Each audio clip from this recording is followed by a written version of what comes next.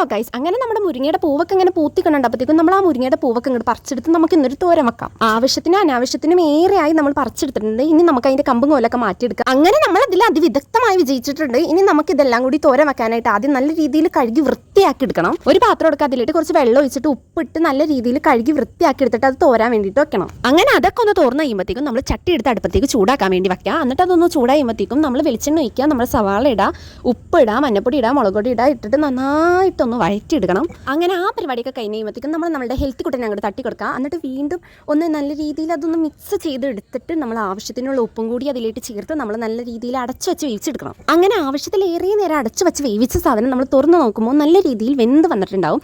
അതൊക്കെ കഴിഞ്ഞിട്ട് നമ്മൾ അതിൻ്റെ നടുവിലേക്ക് ഒരു കിണർ കുത്തിയിട്ട് അതിലേക്ക് നമ്മളുടെ ബുൾസി പൊടിച്ചിടാം, മുട്ട പൊട്ടിച്ച് വയ്ക്കാം. ഞാനൊന്ന് മുട്ട പൊട്ടിച്ച് വയ്ക്കാമല്ലോ എന്ന് ഓർത്തപ്പോഴത്തേക്കും ജസ്റ്റ് ഒന്ന് പ്ലെങ്ങിപ്പോയി, ഭാഗത്തിന് ചില്ലൊന്നും അതിൻ്റെ ഉള്ളിലേക്ക് ചാടില്ല. അങ്ങനെ നമ്മുടെ ബുൾസിയൊക്കെ പിടിച്ച് നല്ല രീതിയിൽ അത് മിക്സ് ചെയ്ത് കൊടുക്കുക എല്ലാ ഭാഗത്തേക്കും. അങ്ങനെ നമ്മൾ മിക്സ് ഒക്കെ ചെയ്ത് കൊടുത്ത സാധനം നമ്മളൊന്ന് ജസ്റ്റ് ടേസ്റ്റ് ചെയ്ത് കൊടുക്കുമ്പോൾ എന്തെങ്കിലുമൊക്കെ കുറവുണ്ടെങ്കിൽ നമ്മൾ അതൊക്കെ ഒന്ന് കൂട്ടി കൊടുക്കുക. ഫൈനലി നമ്മളുടെ തോരൻ ഇവിടെ റെഡി ആയിട്ടുണ്ട്. അങ്ങനെ നമ്മൾ തോരനുണ്ടാക്കിയ പാത്രത്തിൽ നിന്ന് തോരനെല്ലാം കൂടി വേറൊരു സ്ഥലത്തേക്ക് മാറ്റിയിട്ട് നമ്മൾ അതിലിട്ട് ചോറും കൂടിയിട്ട് നമുക്ക് ആവശ്യത്തിനുള്ള ഇന്നത്തെ കറിയൊക്കെ എടുത്തിട്ട് നമ്മൾ ഇന്ന് കഴിക്കാൻ പോകണം. അപ്പോൾ ഇന്നത്തേക്ക് tata bye bye, see U.